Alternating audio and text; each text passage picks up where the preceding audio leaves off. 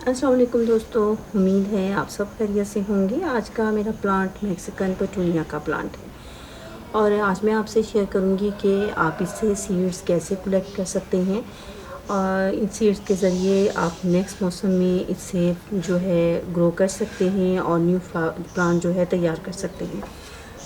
ये एक फ्लावर खिल गया, खिलने के बाद ये मुरझा गया और अब जो है ये पोर्शन जो है इसका वह बाकी बचा और ये सीड पॉड है।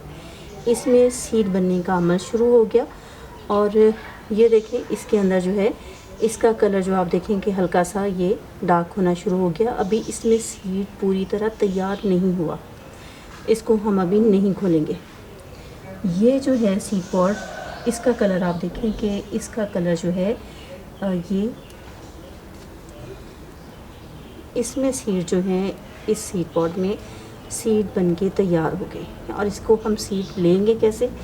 इसको आप जब इसमें सीड पक जाते हैं तो ये खुद ही जो है खुल जाता है। अभी इसको हम हल्का सा दबाव से खोलेंगे और ये देखिए इसमें जो है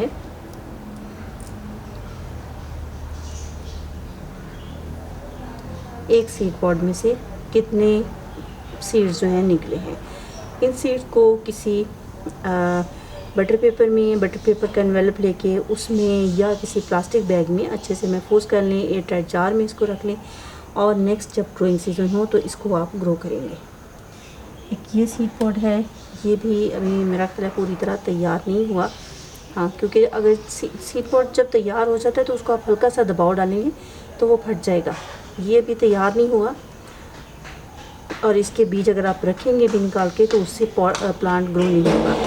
लिहाजा जो सीड पॉड जिसको आप हल्के से दबाएं और वो खुल जाए उसमें सीड जो हैं तैयार हो गए हैं।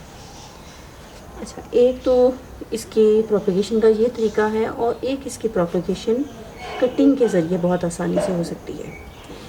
अब आप देखें कि इसमें बेशुमार बर्ड्स जो हैं लगे हुए हैं, कलियाँ लगी हुई हैं और उसकी रीज़न ये है कि मैंने इसके जो मुझे क्योंकि सीड नहीं चाहिए थे, ये सीड पॉड इनको मैं रिमूव करती जा रही थी फूल खिलने के बाद और उसकी वजह से न्यू जो है ग्रोथ वो ज़्यादा बन रही है। तो अभी इसमें कोई स्टेम ऐसी नहीं है जिसमें सीड ना हो। कोई भी एक स्टेम अब जैसे जिसमें सीड ना बनी हुई हो वो प्रोपेगेशन के लिए बेहतरीन होती है। अब मैं इसको कट नहीं करी क्योंकि इसमें कोई ऐसी शाख है नहीं जिसमें सीड ना लगे हों। तो आप कोई ऐसी शाख जिसमें आपके भी सीड ना बनी हो उसको आप इस एरिया से कट करें। नोड एरिया जो है वो सॉइल के अंदर जाना चाहिए। नोड इसको सॉइल में लगा दें और आपकी प्रोपेगेशन जो है उससे शुरू हो जाएगी। उम्मीद है वीडियो आपके लिए हेल्पफुल होगी। आइंदा आपसे फिर मुलाकात होगी, तब तक के लिए अल्लाह हाफिज़।